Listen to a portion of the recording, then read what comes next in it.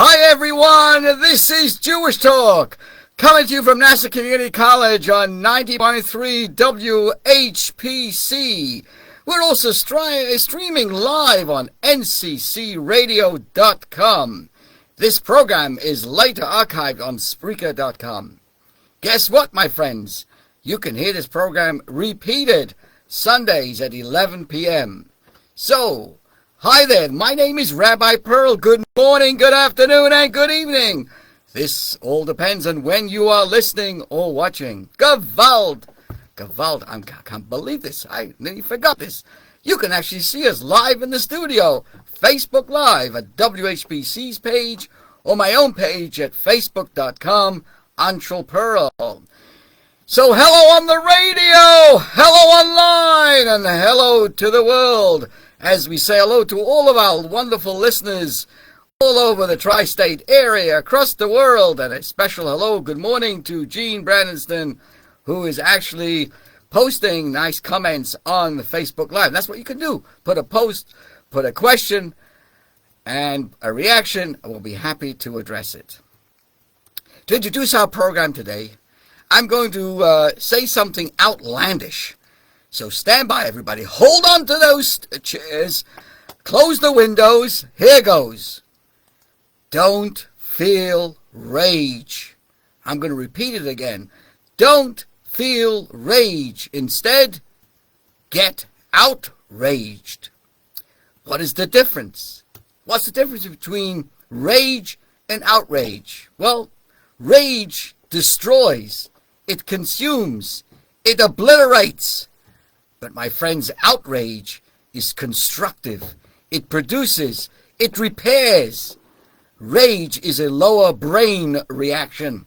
It is a pure emotion with no intellectual or cognitive driver. Outrage, on the other hand, is a healthy reaction to an outrageous event or outrageous behavior that calls for a response, for action. Rage demolishes and outrage builds. Rage is part of the problem. Outrage leads to the solution. No matter what is happening in the world, no matter who or what tries to bait you, always remember, rage is not all the rage. Take that fire in your belly, and instead of indulging the feelings of rage, channel it into outrage and action. Be enthused with the glowing fire of fervor to fight for the Jewish people, to stand with Israel, and to proudly practice and promote Hashem and the Torah. With this in mind, I introduce you to you and wish you a good Yontif, Chag Sameach, because this coming week, Tuesday evening through Thursday, is the holiday of Shavuot. Shavuot 2024. It's a 2-day holiday, celebrated from sunset on June the 11th until nightfall on June the 13th, 2024. This coincides with the date that God gave the Torah to the Jewish people at Mount Sinai more than 3,000 years ago. And it comes after the counting of 49 days of eager counting from the holiday of Passover as we prepare ourselves for this very special day. How is this Jewish holiday of Shavuot, which translates weeks, because it really is the counting of the weeks that connect the Passover holiday and this holiday, 7 weeks to be specific. How do we celebrate it? By lighting the holiday candles, by this Tuesday evening staying up all night and learning Torah, by making every effort to come to synagogue on Wednesday morning to hear the reading of the Ten Commandments in the synagogue, and feasting on dairy foods and much more. So with this in mind, and have in mind that you can post a note or a comment, or you may even want to call in if you have something important to say related to our subject at 516-572-7440. So let's get right into it. A lot of people ask the question, as we say good morning to Stacy Hirsch Lambert, Why only 10 commandments at Sinai? Right? We're just talking about the holiday of Shavuot, this coming Wednesday and Thursday. It's the holiday that coincides with the giving of the 10 commandments at Mount Sinai. And the question is, if there are really 613 commandments, why were 10 commandments specifically given at Mount Sinai? And in what way are they different from the other 603? The answer, my friends, is not blowing in the wind, but is coming from the rabbi here. To understand this, we first need to clear up a very common misconception. Although in English, and for clarity's sake here as well, they are commonly referred to as the 10 Commandments, in Hebrew, they are actually called Aseret HaDibrot, the 10 statements. By the way, they're not 10 suggestions. They're 10 statements. Therefore, the less common English name, Decalogue, derived from the Greek words meaning 10 sayings, is actually more accurate. Now, this isn't mere semantics. At Mount Sinai, contrary to the common misconception, the Jews received the entire Torah, including all of the 613 mitzvahs, not just the 10 commandments. The Medrash and the classical commentators of the Torah explain how each of the 10 commandments is really a general mitzvah, a general principle, and they describe how each of the 630 mitzvahs is included in one of those 10 statements. Furthermore, as the Medrash points out, there are actually 620 letters that make up these Decalogue, these Aseres HaDibros, these 10 statements, also known as the 10 Commandments. What's the significance of 620? This corresponds to the 613 mitzvahs plus the 7 days of creation. 613 plus 7. Then you also have the 7 that represents the 7 Noahide laws, or the 7 rabbinic mitzvahs. Even on a more basic level, the 10 Commandments contain more than just 10 specific mitzvahs. For example, according to Maimonides, the second statement actually contains 4 separate mitzvot. Right? We think of the second one as being don't believe in any of the other gods. But if you look very carefully, it actually outlines not only not to believe in any other god, number 2, not to make graven images, number 3, not to bow down to idols, and number 4, not to worship an idol in the way it is customarily worshipped. Yet, the Torah itself, in a number of places, explicitly calls them the 10 Commandments, the 10 statements. So what is the significance of specifically 10 statements? What are we trying to learn? What is the importance here? You see, when referring to the 10 Commandments, the Torah calls them the words of the covenant. To quote, and he inscribed upon the tablets the words of the covenant, the 10 Commandments. In turn, the tablets are called Shnei Luchot HaBrit, the 2 tablets of the covenant. Therefore, these 10 Commandments are meant as a covenant between God and the Jewish people. And the Medrash explains that the 10 Commandments actually correspond to the 10 utterances with which God created the world. As let there be light, as an example.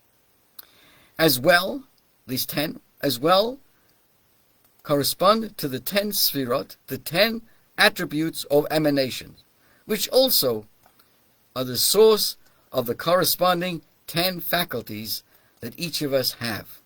Each human being has 10 faculties, 3 powers of intellect and 7 powers of attributes of emotion, making 10.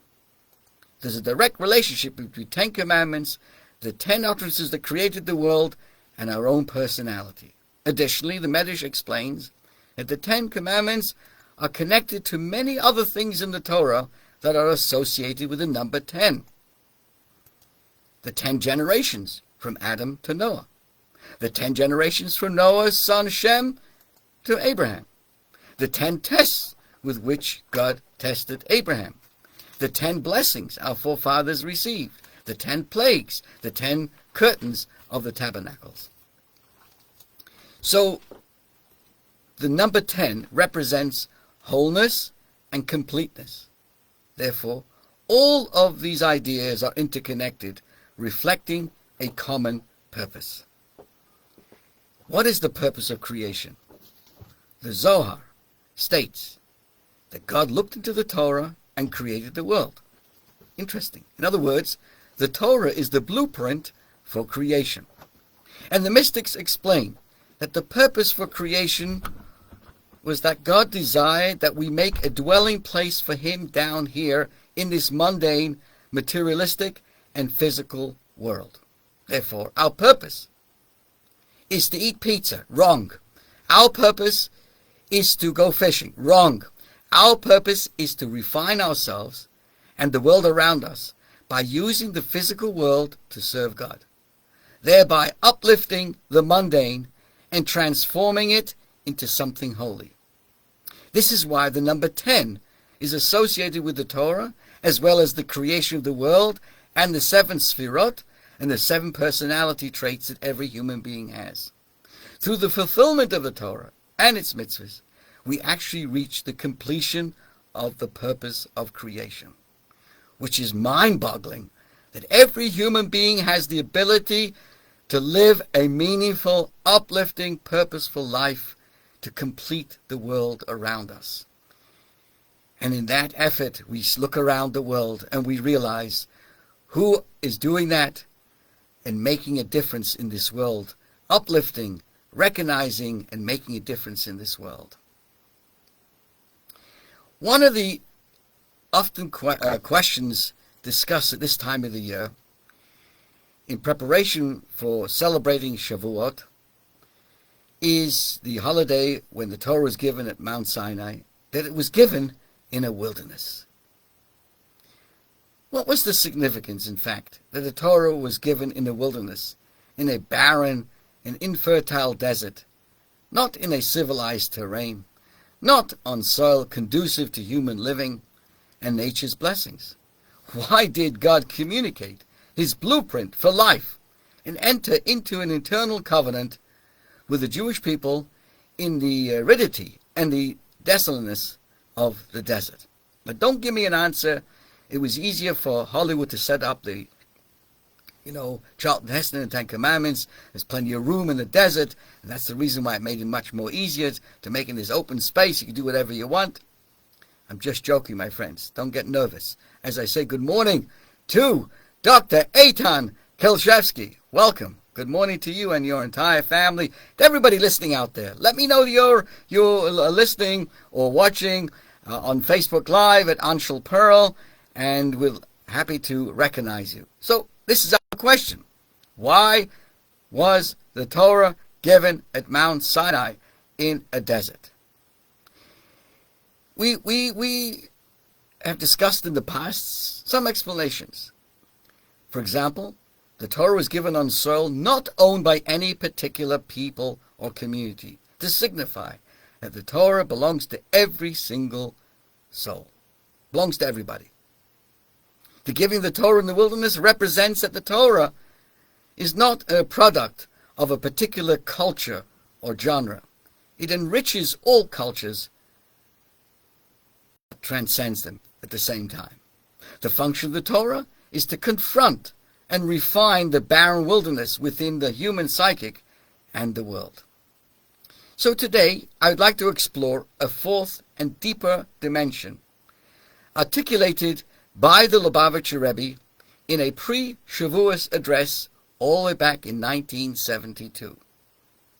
It is a message that may be particularly relevant to all of us today in our modern society, as I say good morning to Miriam Odell David.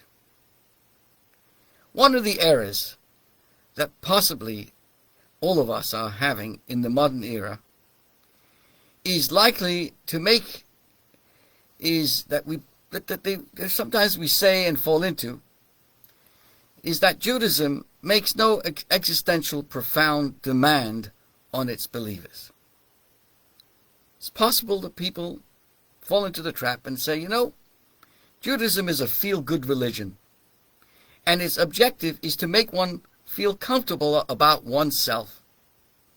For many religious leaders and teachers today, the primary objective is to present a version of Judaism that will fit nicely into the mindset and the living patterns of their constituents and will assure them that they are wonderful people. Many rabbis are committed, above all, to teach a Judaism that will not shake up our comfort zones. In many ways, this has become the hallmark of what is going on the version of Judaism designed to conform to the paradigms of modernity. In the image of the modern American Jew have we created Judaism, goes the saying. My goal is to study and to practice a Judaism that does not interfere with my conveniences, a man once told me. I have my lifestyle, my philosophy, my schedule, my habits, my social patterns, and as long as Judaism can fit into this, I will make room for it and enjoy it too. Good morning, Levana Cohen. But if we communicate a Judaism just to make people feel good, why do we really need it? Why not just figure out what works best for our lives and pursue it? For example, therapy, yoga, exercise, suburban living, meditation, nutrition, sports, the arts, the music.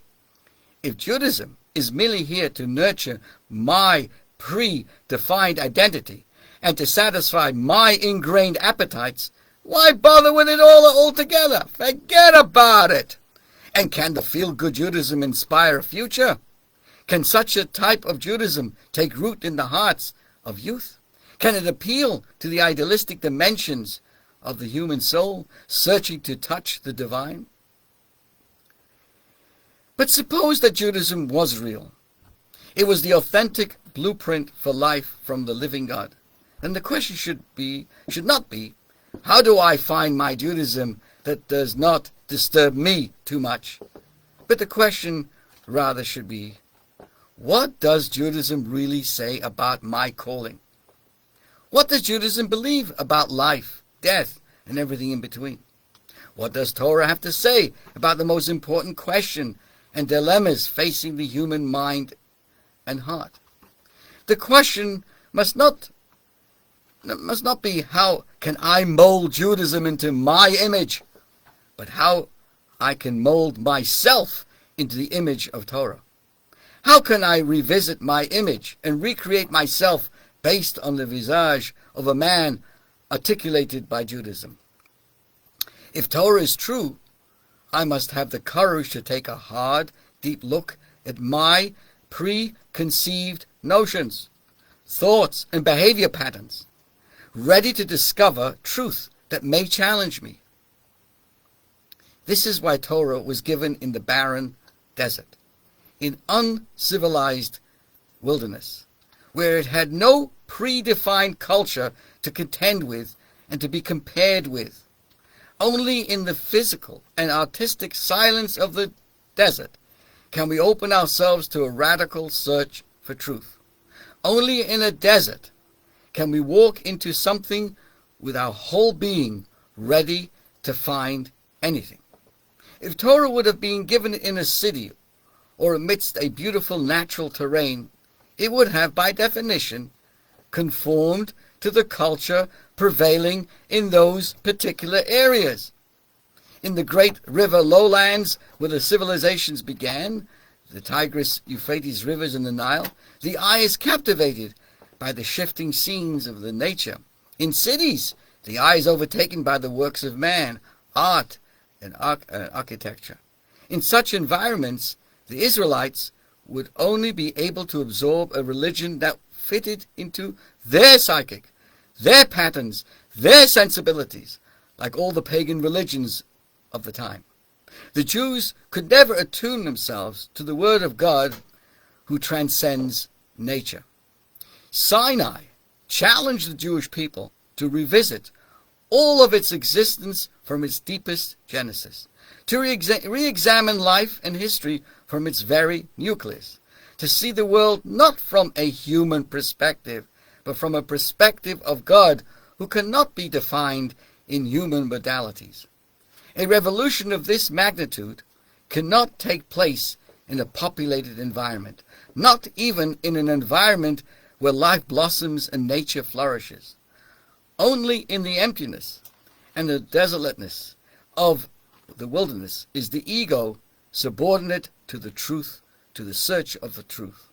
Only in the silence of the desert can a person bid farewell to all of his or her paradigms and allow their soul to absorb a radical transcendence. This explains a deeply enigmatic episode that occurred at Mount Sinai. The Bible relates that when Moses presented the covenant before the Israelites, they responded the famous words, Nasa v'nishma, we will do and we will hear. For those who like to know the source, Exodus 24:7. This expression, we will do and we will hear, has been a source of wonderment and surprise to rabbis and a refutation of the anti-Semitic portrayal of Jews as calculating and self-protective. Why? We will do and we will listen implies a commitment to observe the covenant even before the Jews heard its details and understood its ramifications. The Talmud, Shabbos, page 88b, tells a story about a Sadducee, a Tzadduki, who once saw one of the great Talmudic sages, Rava, so engrossed in learning that he did not attend a wound in his own hand. He didn't realize his hand was damaged, was wounded.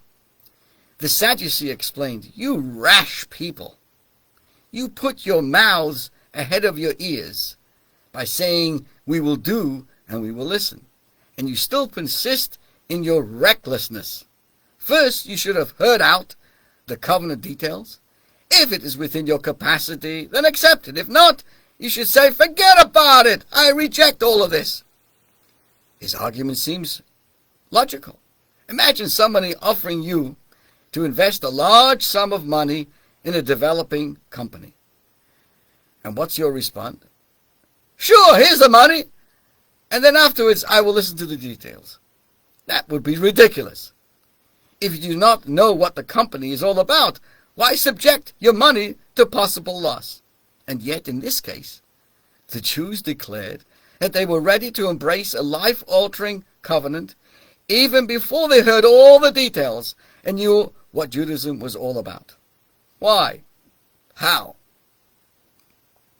Rava answered this Tzadduki, this Sadducee, with these words. We walked into it with our whole being. What did Rava mean by this? By definition, a relationship with God cannot be created on our terms. It must be on His terms. If there is something called truth, if there's something called reality, we cannot define it. It must define us.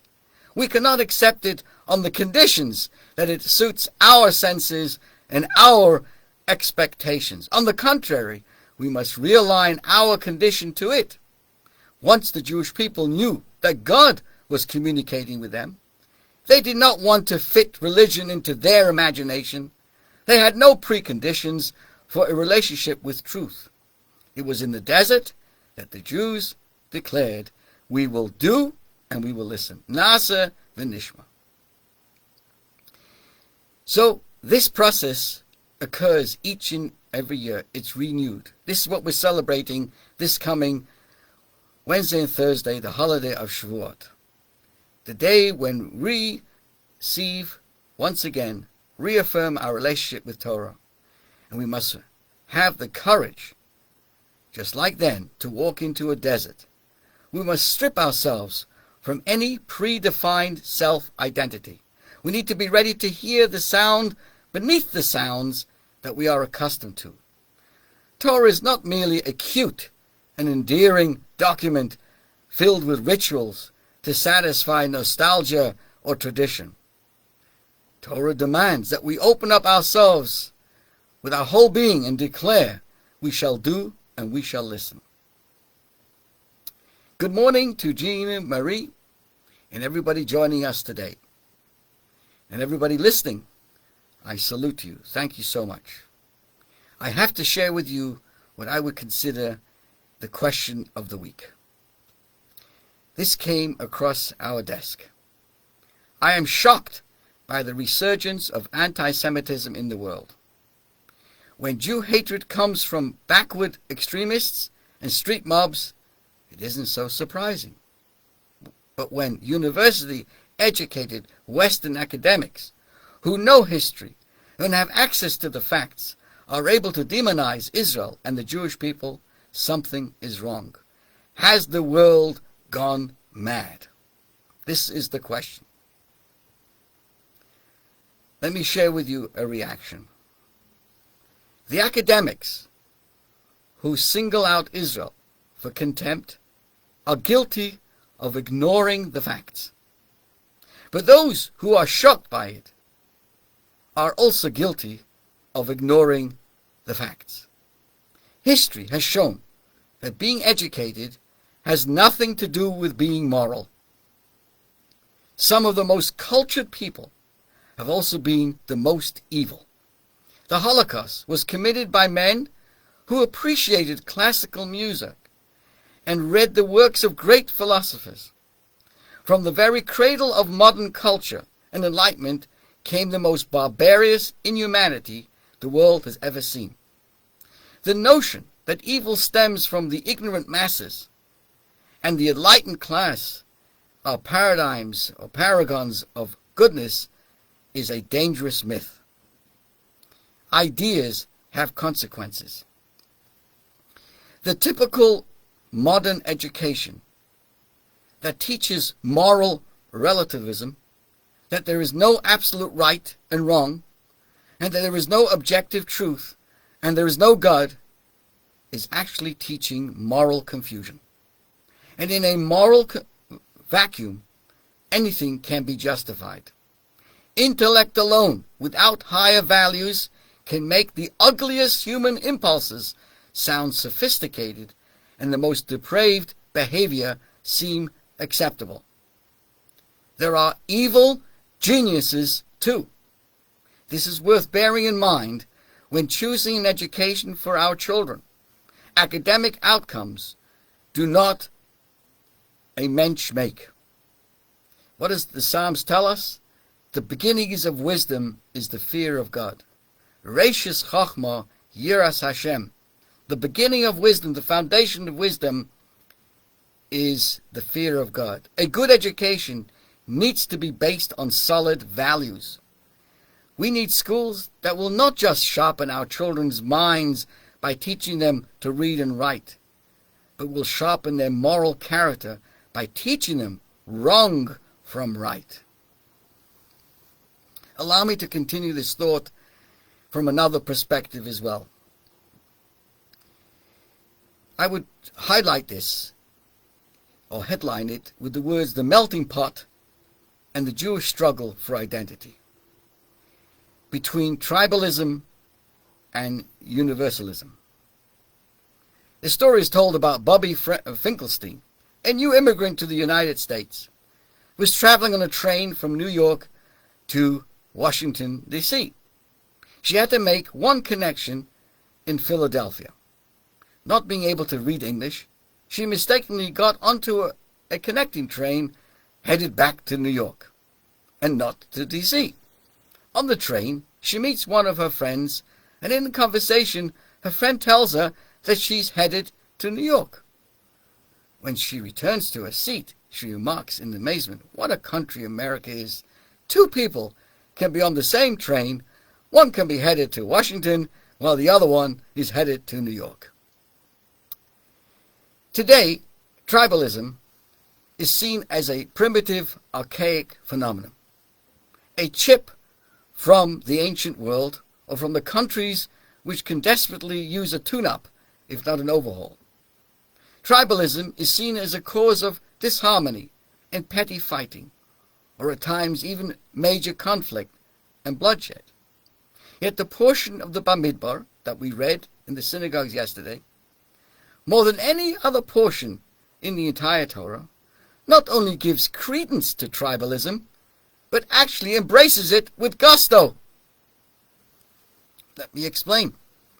In Bamidbar, that's the first section, the Torah instructs that each of the 12 tribes is to be counted separately, to have their own designated space when the nation camps, and to carry their own flag with a specific emblem and color, distinct from every other tribe.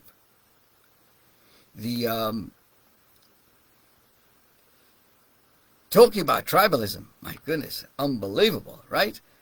The flag of, for giving you an example, the flag of Reuven was red and carried with it a picture of mandrakes.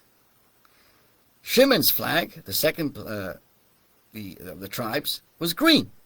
It was decorated with the city of Shechem, of what's known today as Nablus. The flag of Levi was partially black and partially red, with an image of the high priest's breastplate. Yehuda, his flag, was sky blue, with an image of a majestic lion. Yisachar was bluish black, with an image of the sun and the moon. And it goes on. Zevulun, white, with an image of the ship, all the way down to Binyamin. He had a multicolored flag, including all of the other 11 colors, and had the emblem of a wolf. So, think about this. Why create an intentional division between a single people? Why institute a mitzvah that I must remain with my tribe? As the commentaries say, that you had to remain, you had to live under your own flag, in my own space, in my own location, with my own unique flag.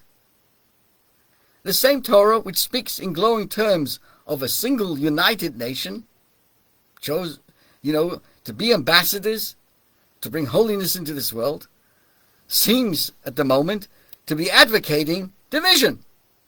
The same Torah that says you shall love your fellows yourself seems to be implanting seeds of tribal disharmony. Everybody has to be in their location and own flag. Why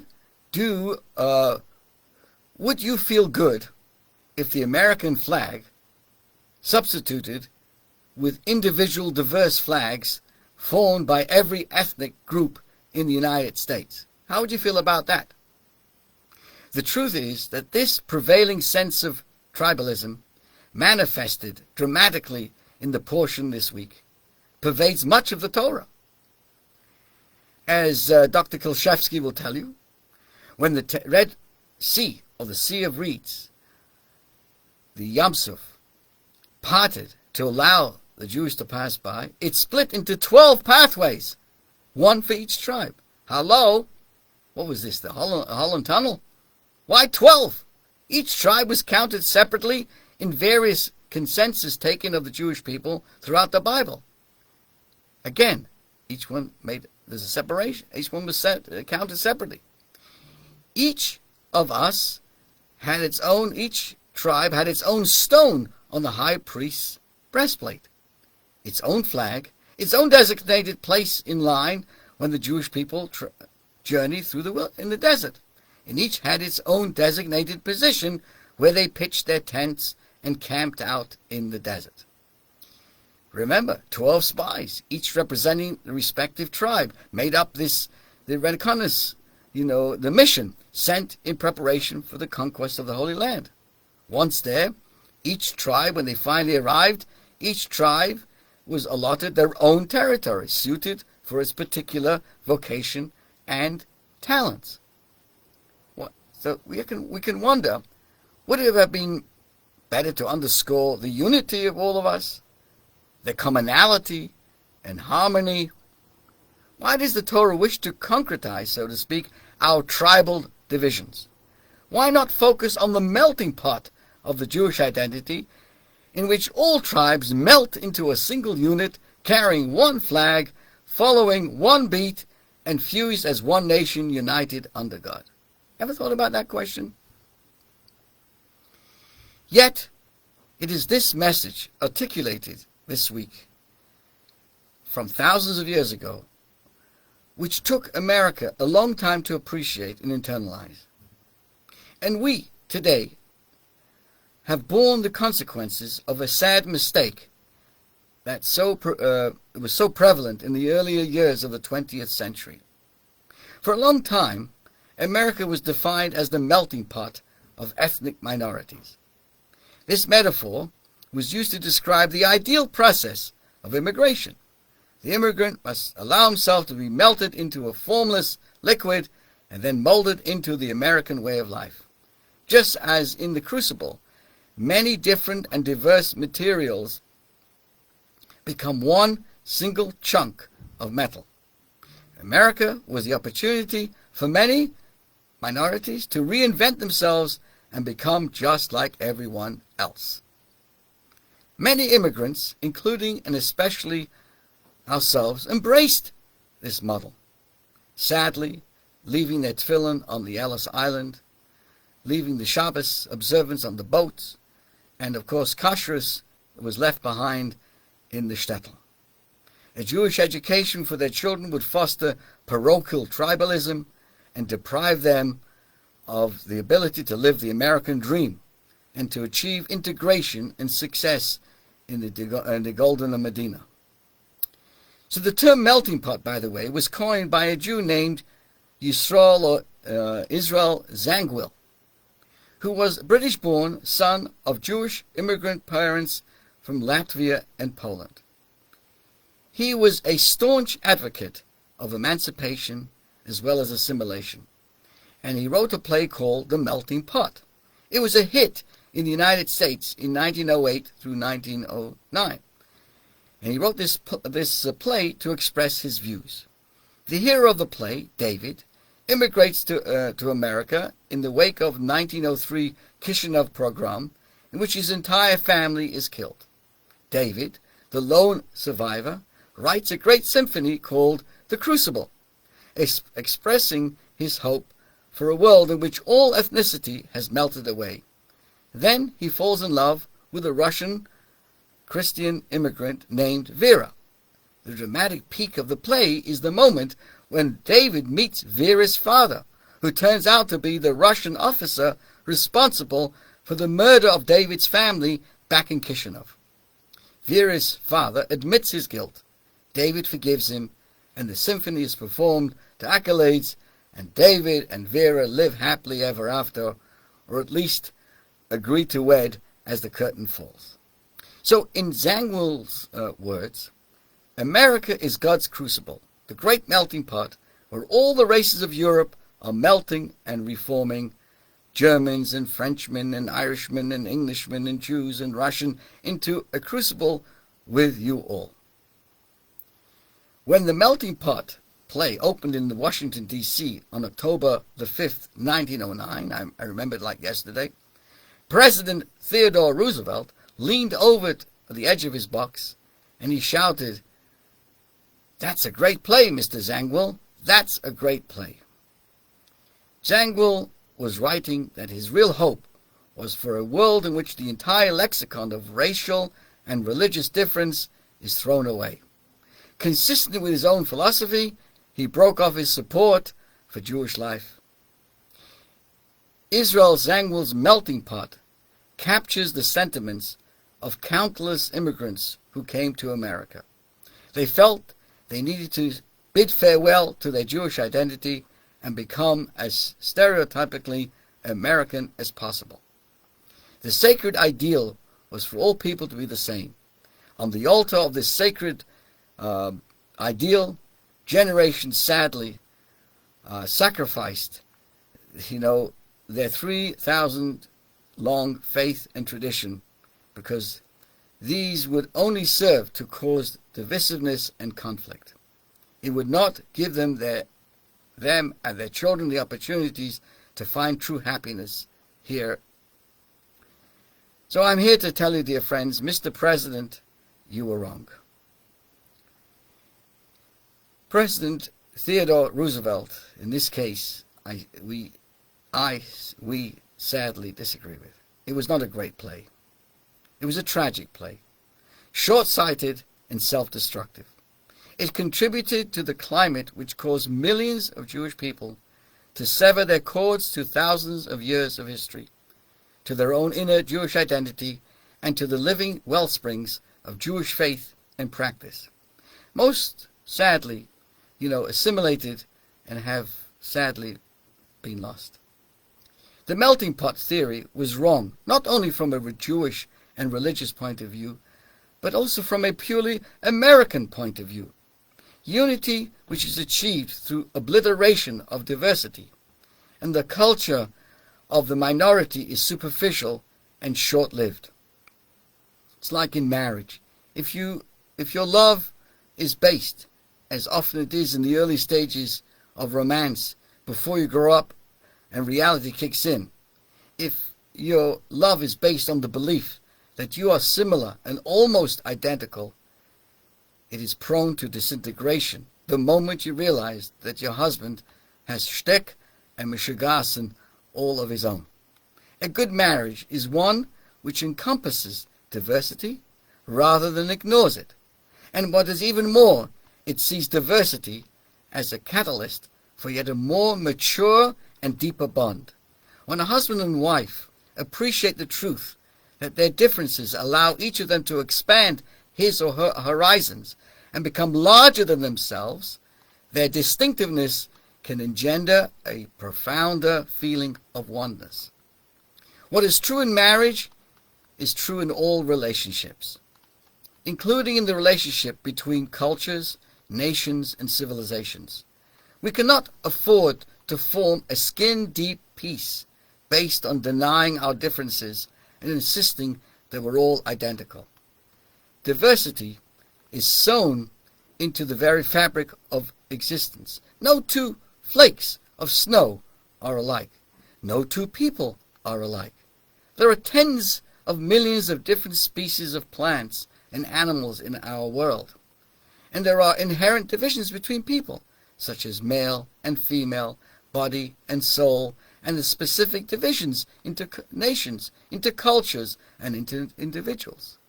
We do not foster unity by denying diversity, but by recalling that our diversity can engender a deeper unity. Like a symphony composed of many notes, each of us constitutes an individual note in the divine symphony, and together we complete the music, not by singing the same note, but by singing our individual note and appreciating that this is an indispensable part of the larger symphony. So that's the secret. This is the message captured this week from the portion of Bamidbar. The very same verse in Bamidbar which instructs each camp in its own designated place with its own flag states one more thing. That even as they stood in their own designated places with their own flag and location, the words are, the children of Israel shall camp, each by its own section, with the flags of their father's house. Here it comes, my friends, facing the sanctuary all around shall they encamp. Though each family was to camp separately around its respective flag and among its own tribe, in the center of them all stood the sanctuary, the tabernacle, constructed by all of the Jewish people to serve as an abode for the divine. All 12 tribes were positioned at an equal distance from that sanctuary, situated around it in a sort of a circle. The nucleus of the camp, its core and foundation, was the tabernacles of God. And in regards to it, every tribe was perfectly equal. See, here we have a graphic image for the coexistence between diversity and unity. The unity is not to be confused with sameness. It is not dependent on the obliteration of our individual journeys and experiences. The construction of the Tower of Babel was dependent on all people speaking one language with identical words. In the mind, this was the only possible path of cohesiveness, by destroying diversity, everybody speaking the same way. Not so in the construction of the Jewish community of souls. Here, God wanted each tribe to have a different flag, to speak its own voice, to sing its own note, to paint its own color, as long as the Jewish people, in all of their diverse ways, have their eyes fixed on the epicenter, God's tabernacle, and the ark with the Torah contained within it. Then our divergent flags only enrich our collective identity. Diversity within the Jewish people is not only a factor we must reluctantly accept, it is a cause for genuine celebration.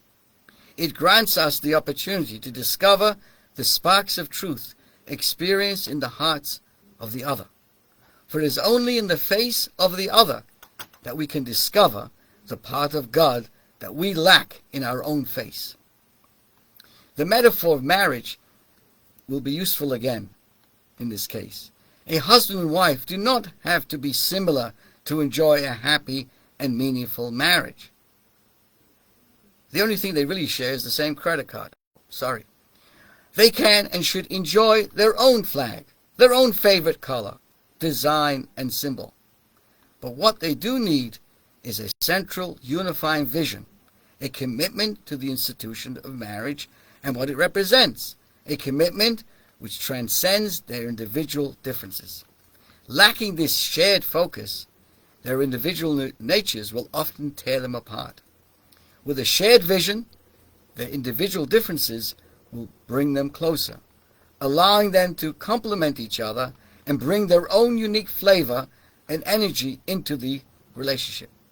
So when the Sea of Reeds, the Red Sea, parted to allow the Jewish people to pass by, it split into 12 pathways, one for each tribe.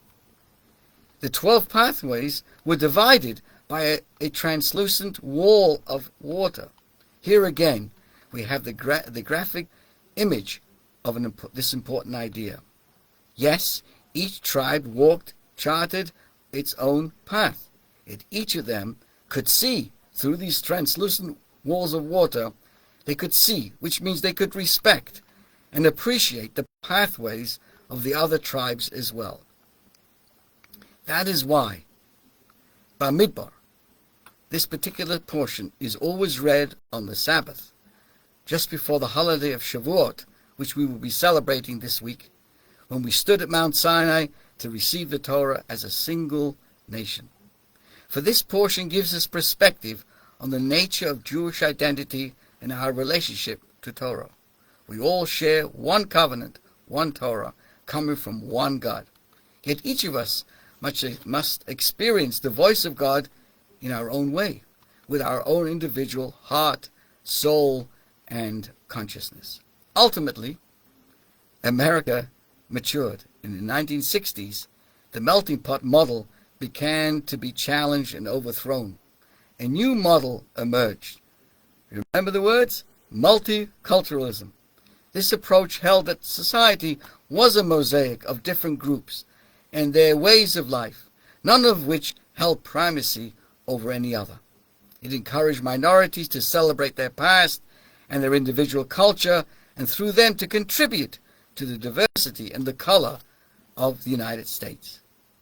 A new resurfacing of Jewish cultural and religious identity occurred as well, with many of our people understanding that by being more conscious Jews, we will also become better Americans, sharing with our country the majestic values and the spiritual depth of what Judaism has to offer.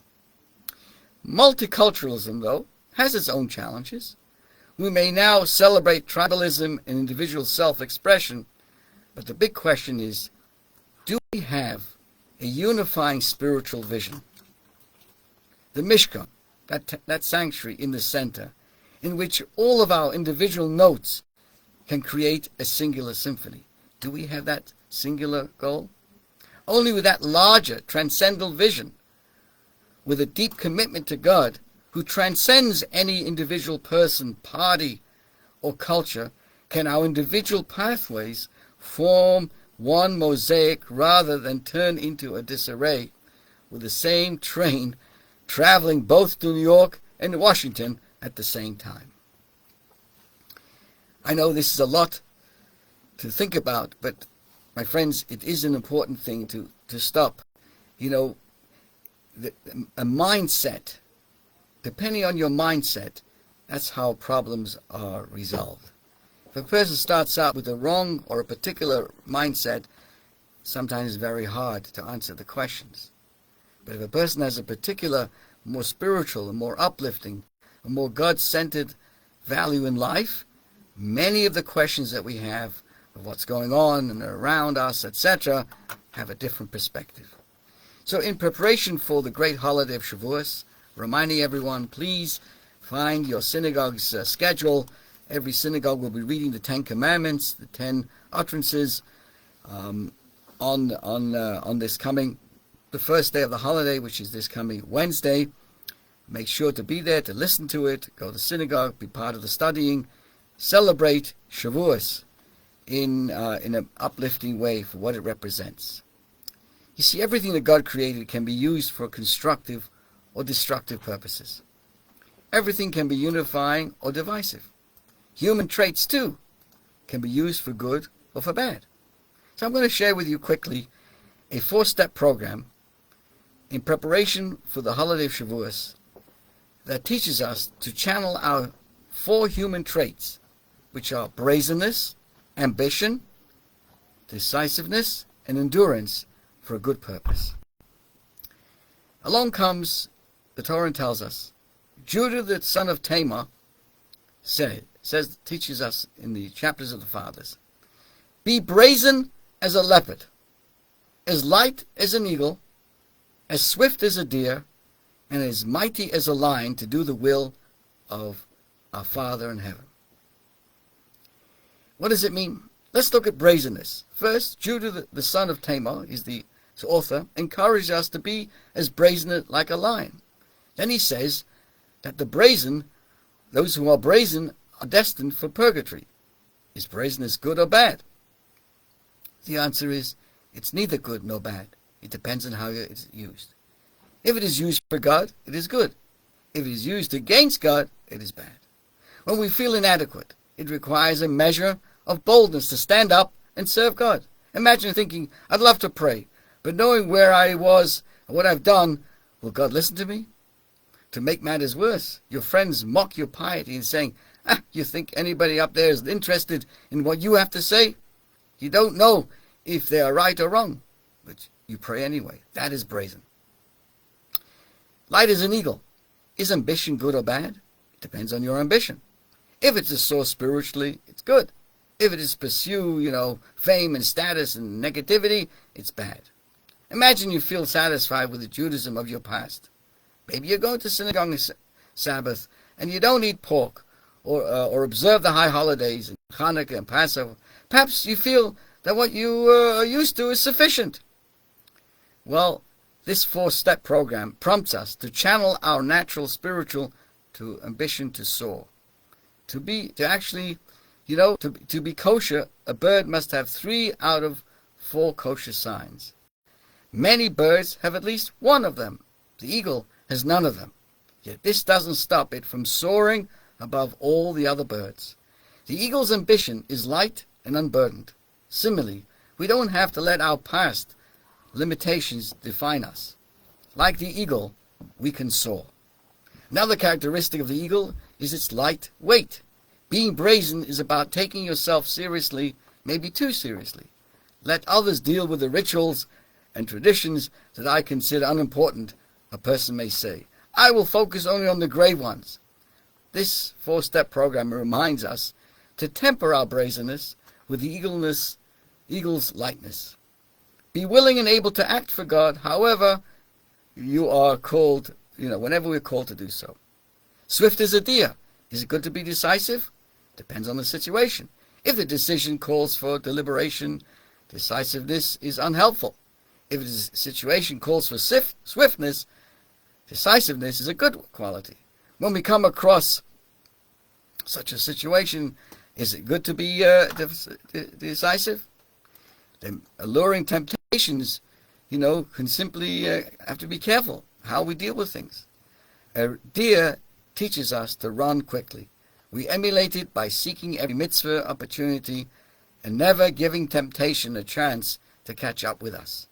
We don't give ourselves a chance to stop and think, moving swiftly and decisively from one mitzvah to the next. But the deer also looks back to check if the pursuer is following. Despite our headlong rush from mitzvah to mitzvah, we don't lose sight of our position. We keep an eye out for where the temptations lurk and do our best to avoid them.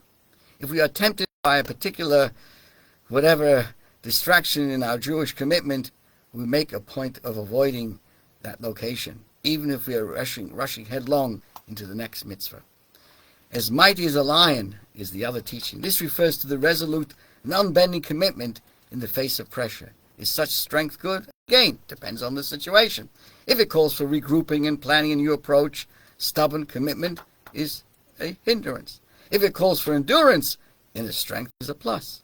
Rushing headlong from one mitzvah to the next, fleeing every stumbling block, can trigger a frivolous attitude when mindfulness is required. For mitzvah observance, swiftness and alacrity is a strength. But for Torah study, focus and endurance are required. If our minds are in turmoil, difficult to focus. So the 4-step program, so to speak, prompts us to toggle back and forth between swift decisiveness and plodding deliberation. And for that, one needs an iron will, the might of a lion. When we can give rein to our creativity and our enthusiasm, we trigger unbridled passion for another mitzvah, another good deed, each bringing us a step closer. However, when it's time to sit down and study, we must channel our inner lion's strength to bear down on our studies and bring Torah into its sharp focus. So, just ideas, my friends. The main thing is, let us recommit ourselves to study well, to have a mindset that is beyond ourselves. Don't limit ourselves to the paradigms of where we were yesterday. If each day is not fulfilling more than yesterday, in a sense, we found ourselves in a prison, so to speak, locking ourselves up into limitations. Nobody wants to do that. I take this opportunity to wish everybody a wonderful week, a safe week, a Chag Sameach, a wonderful Jewish holiday of Shavuos, starting this Tuesday evening all the way through Thursday evening. All are welcome. Please make sure to go to the synagogue, hear the 10 Commandments. If you'd like to join us at a Chabad of Mineola, you're more than welcome. Stay well. Have a wonderful week.